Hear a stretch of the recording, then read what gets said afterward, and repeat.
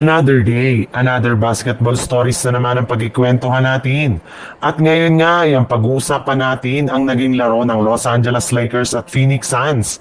At ang balitang posibleng pagkuha pa ng Golden State Warriors kay Bam Adebayo. Natalo nga ang Los Angeles Lakers sa kanilang unang preseason laban sa Phoenix Suns sa score na 103-81. Sa kabila nga ng pagtatala dito ni Austin Reeves ng 20 points, ay hindi pa rin naman nga ito naging sapat para makasabay sila sa kanilang game laban sa Suns ngayong araw. Matapos silang magkaroon ng hindi magandang shooting sa kanilang opensa at maging sa depensa. At isa nga sa mga pinambabatikos ngayon sa malamihan nilang performance ay walang iba kundi si DeAndre Ayton na nakapagtala lamang ng 1 point sa kanilang debut game sa Lakers. Bagamat nakakuha rin ito sa kanilang game ng 8 rebounds at 1 steals, ay patuloy pa rin nga ang batikos ng kanyang natatanggap.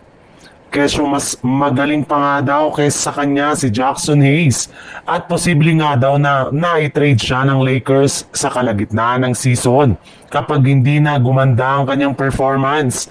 Pero para nga sa inyong kaalaman, preseason pa lang naman nga ang napaglaruan ng Lakers at wala pa nga ang mga main players.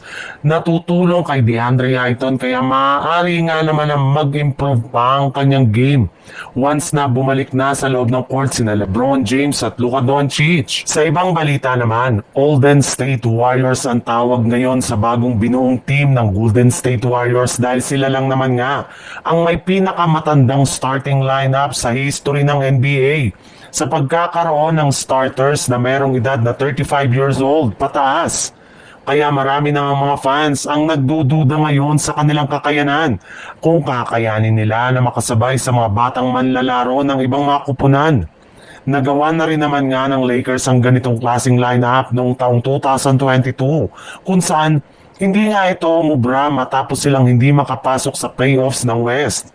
Kaya posible nga na matupad lamang ang Golden State Warriors na nangyari noon sa Lakers.